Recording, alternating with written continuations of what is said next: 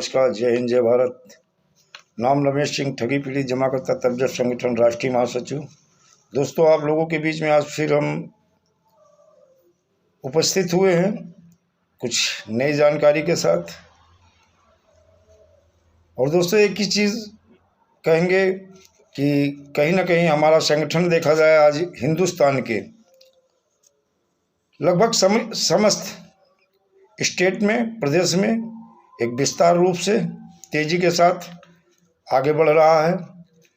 और जो हमारे संगठन का मूल उद्देश्य है ठग मुक्त भारत, बेईमान रहित भारत स्थापित करवाने के लिए जन जागरण, जन चेतना अभियान भी है, उस पर हमारा संगठन काम कर रहा है। और देखा जाए जो हमारे हिंदुस्तान में 20 से 30 करोड़ ठगी पीड़ित जमाकर्ता हैं, उनकी दर्द को ये सत्ता में बैठे हुए कुछ ठग अनदेखी नहीं कर रहे हैं, बल्कि जो है पूरी तरह से नकार रहे हैं। और कहीं ना कहीं इन ठगों से सत्ता का बहुत बड़ा संबंध रहा है। और ऐसे ठगों का अब जमी दोष करना हमारे पीड़ित जमाकर्ता कार्यकर्ता एकजुट होकर के पूरी तैयारी कर लिए। मिशन भुगतान भारत यात्रा सत्याग्रह के तहत जन जागरण, जन चेतना अभियान तो वही है, और पूरा मन बना लिए हैं कि अब ऐसे लोगों को खैर नहीं है, चाहे वो शासन प्रशासन में बैठे कुर्सी पे ठग हों और चाहे सत्ता में बैठे हों। कहीं कहीं देखा जाए हमारे जो इन ठग कंपनी या ठग क्रेडिट कोऑपरेटिव सोसाइटी में कार्यकर्ता हैं, उनका जिस तरह से शोषण किया जा रहा, आज भी 2-3 जगह से काले आई। मैंने बात की, मेरी बात को पहले सुनने के लिए तैयार नहीं हुए, लेकिन मैंने जब कहा अगर सुन नहीं रहे तो आप स्पीकर ऑन कर दो और वो सुनते रहेंगे। मैंने जब कुछ अपनी बातें रखी, वो विधि सम्मत तरीके से रखी, तो उन्हें मानना भी पड़ा और समझना भी पड़ा, और फिर देखा जाए कार्यकर्ता को छोड़ना भी पड़ा। कारण है कि ये जो शोषण कर रहे हैं और ये किस चक्कर में कर रहे हैं, सभी जानते हैं कि अगर थाने में जब कोई मैटर जाता है, ये अवसर समझते हैं और अवसर समझ करके फिर कार्यकर्ताओं का शोषण शुरू करते हैं। और कार्यकर्ताओं का शोषण नहीं, बल्कि जो है देखा जाए जमाकर्ताओं का भी बहुत बड़ा शोषण होता है। अब जरूरत है कि जमाकर्ता कार्यकर्ता जिस तरह एकजुट हो रहे हैं, एकजुट हो जाओ, क्योंकि ठगों की इस चक्रव्यूह को तोड़ना भी जरूरी है। और आपका संगठन आज की डेट में देखा जाए, चाहे राजस्थान हो, महाराष्ट्र हो, चाहे वो नागालैंड हो, मणिपुर हो, पश्चिम बंगाल हो, तेलंगाना हो, असम हो, त्रिपुरा हो, मध्य प्रदेश हो, तमिलनाडु, गुजरात, सिक्किम, आंध्र प्रदेश, उत्तर प्रदेश, पंजाब, कर्नाटक, मेघालय, उत्तराखंड, गोवा, हरियाणा, मिजोरम, उत्तराखंड, अन्य बहुत सारे, झारखंड जैसे प्रदेश है। तो बहुत सारे ऐसे प्रदेशों में देखा जाए, हमारे उत्तर प्रदेश, हमारे पूरे भारत में 28 प्रदेश हैं। लगभग सभी प्रदेशों में जो है आपका संगठन पूरी तरह से विस्तार रूप धारण कर चुका है। एक विराट स्वरूप में आपका संगठन हिंदुस्तान का नंबर 1 सबसे बड़ा संगठन है, जिसका राजनीति से कोई लेना देना नहीं है और राजनीति से दूर दूर तक किसी प्रकार कोई संबंध नहीं है। कहीं कहीं प्रदेश में देखा जाए, कुछ ऐसे प्रदेश है जैसे छत्तीसगढ़ में, वहाँ एजेंटों को राहत के लिए कानून बना था, हाई कोर्ट ने उस पर भी जो है कुछ ऑर्डर किया था। आज थोड़ी जानकारी उस पर देंगे कि छत्तीसगढ़ शासन गृह विभाग, सी अनुभाग, मंत्रालय, महानदी भवन, नवा रायपुर, अटल नगर, एक ऑर्डर समस्त जिलाधिकारियों को दिया गया था, समस्त पुलिस अधीक्षक को दिया गया था छत्तीसगढ़ में, समस्त लोक अभियोजन अधिकारी जिला छत्तीसगढ़ चिटफंड के प्रकरण की वापसी के संबंध में था।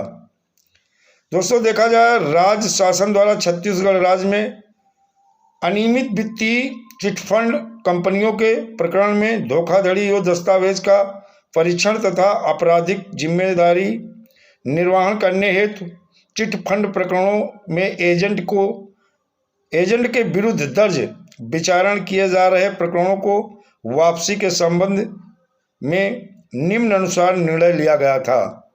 ये छत्तीसगढ़ में हुआ था।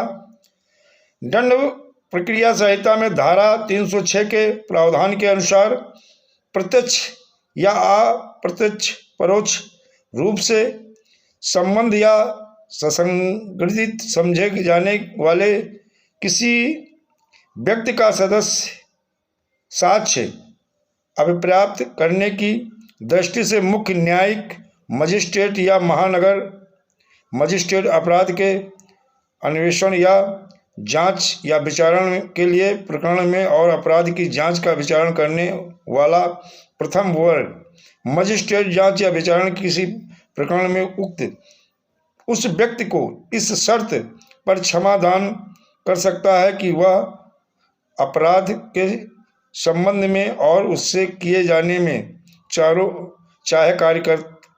कर्ता या दुष्प्रेषक के रूप में संबद्ध प्रत्येक अन्य व्यक्ति के संबंध में सब परिस्थितियों का जिनकी उसे जानकारी हो पूर्ण और सत्य प्रकटन कर दे।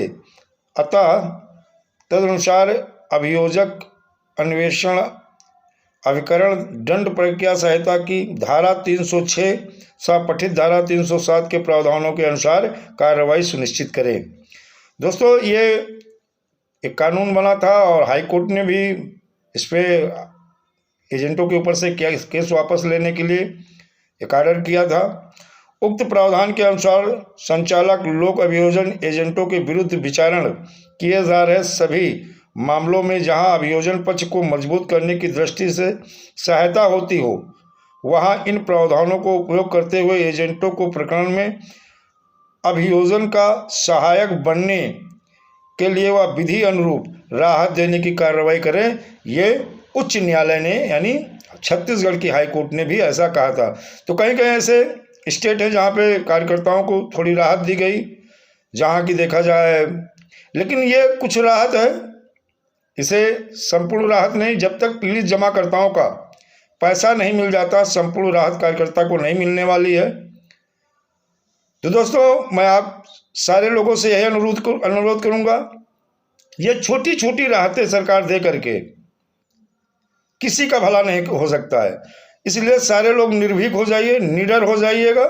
और जो 2 लोगों का केवल नुकसान, मैं हमेशा बताता हूँ, केवल मात्र 2 लोगों का नुकसान हो रहा, इस चीज़ को कार्यकर्ता को भी समझना होगा और जमाकर्ता यानी एजेंट और निवेशक दोनों को समझना होगा कि आखिर नुकसान, इसे आज हम नहीं कह रहे हैं, आत्ममंथन कर लेना। आत्ममंथन चिंतन करने के बाद में फिर आप लोग बताना कि वास्तविक में नुकसान ना तो ठगों को हो रहा है और ना सरकार को। आप बहुत ज़्यादा प्रेशर जब किसी कार्यकर्ता पे बनाते हैं, एजेंट पे बनाते हो, वो बहुत ज़्यादा प्रेशर में आने के बाद में फिर उल्टे सीधे कदम उठा लेता है, सुसाइड कर लेता है और कागज़ में सुसाइड नोट में लिख लेता कि फला फला निवेशक यानी कि जमाकर्ता के ने मेरे ऊपर इतना ज़्यादा प्रेशर बनाया कि हम इस कार्य को करने के लिए मजबूर हो गए, और वो आत्महत्या कर लेता है। वही सुसाइड नोट जब पुलिस के हाथ में जाती है, तो जो जमाकर्ता हमारा है, जिसने अपने धन को अपने परिवार, अपने बच्चों के लिए, अपने भविष्य के लिए, अपने बुढ़ापे की लाठी समझ करके जो जमा किया था, फिर उसके ऊपर 302 का मुकदमा पंजीकृत होता है और फिर जमाकर्ता जेल चला जाता। अब सोचिए दोस्त, कार्यकर्ता जो कि बेरोजगार था, सरकार ने जिसे लाइसेंस जिन कंपनियों को दिया था, सरकार ने ही लाइसेंस दिया है, सरकार ने ही बंद कराया, सरकार ने इनकी अकाउंट को फ्रीज किया, सरकार ने इनकी प्रॉपर्टी फ्रीज की है, और इन प्रॉपर्टी को सेल आउट करके सरकार की अथॉरिटी के पास पैसा आ गया है बहुत सारी कंपनियों का, और बहुत सारी की कंपनियों के अभी जो है बाकी है, लेकिन अकाउंट फ्रीज कर दिए थे, वो पैसा सरकार के पास है। प्रॉपर्टी फ्रीज की, वो प्रॉपर्टी सरकार के पास है। तो दोस्तों, दोनों लोगों को, जमाकर्ता कार्यकर्ता को एकजुट हो जाना है, ठगों के चक्रव्यूह को तोड़ना है, सरकार और ठगों के बीच में जो गठबंधन है उसे तोड़ना है कि केवल 2 लोगों का नुकसान हो रहा, ठगों को पैसा नहीं देना पड़ रहा है और सरकार को भी किसी को पैसा देना नहीं पड़ रहा। आज आपको समझना होगा, जो हमारा बर्ड्स एक्ट 2019 है, जिसे हम बोलते हैं the binding of unregulated deposit scheme act 2019, ये एक ऐसा कानून है, जब ये कानून बहुत सारे ठगों को, बहुत सारे तो नहीं, कुछ ठगों को अगर जेल पहुंचा सकता है, जो कानून सरकार ने बनाया है अगर आजीवन कारावास की सजा दिला सकता है, उसी कानून में एक ऐसा प्रावधान है कि हर पीड़ित जमाकर्ता का 180 कार्य दिवस में हमारी सरकार भुगतान करती है, और वो कानून है वर्ष 2019। सक्षम अधिकारी मंडलायुक्त कलेक्टर साहब को बनाया गया है। और जो हमारा यूपी पीआईडी एक्ट है, यानी पीआईडी एक्ट किसी स्टेट का हो, जो पीआईडी एक्ट है, इसमें भी ऐसा प्रावधान है। इन दोनों कानूनों की अनुपालना सुनिश्चित करके सरकार अतिशीघ्र हर पीड़ित जमाकर्ता का 2 से 3 गुना 180 कार्य दिवस में भुगतान कराए। अगर भुगतान नहीं कराती है तो अब ये जन जागरण जन चेतना अभियान के माध्यम से समस्त देश में, ये हमारा हिंदुस्तान में कमजोर नहीं, बहुत ताकतवर है, विश्व गुरु है, और अपराधियों से, इन बेईमानों से, लुटेरों से, मक्कारों से लड़ने में सक्षम है। और अगर सत्ता एक तरफा मतदान करके अगर सत्ता में आपको बैठा सकते हैं, तो जान लो कोई भी हो, चाहे कहीं कोई राजनीतिक पार्टी हो, यही जनता जनार्दन है आपको सत्ता से विहीन कर देंगे।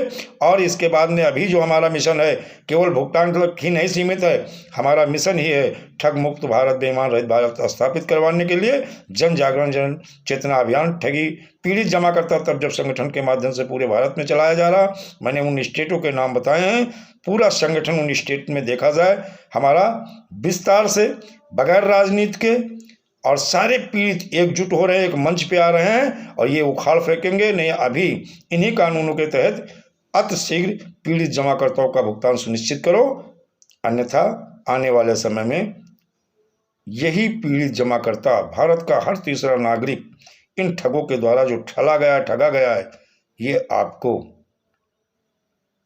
सुनिश्चित कर देंगे कि सत्ता में रहोगे या सत्ता के बाहर। दोस्तों, वीडियो अच्छा लगे तो लाइक करें, सब्सक्राइब करें। और मैंने कहा था हम जब भी बात करते हैं विद प्रूफ के साथ करते हैं, और बगैर प्रूफ के हम कभी चर्चा नहीं करते हैं। हमारे पास वो सारे प्रूफ हैं, जहाँ छत्तीसगढ़ का भी वो ऑर्डर है जहाँ पे जो है एजेंटों को राहत दी गई थी। लेकिन दोस्तों, उस राहत से कोई मतलब, जब तक पीड़ित जमाकर्ता का भुगतान नहीं होगा वो राहत नहीं है।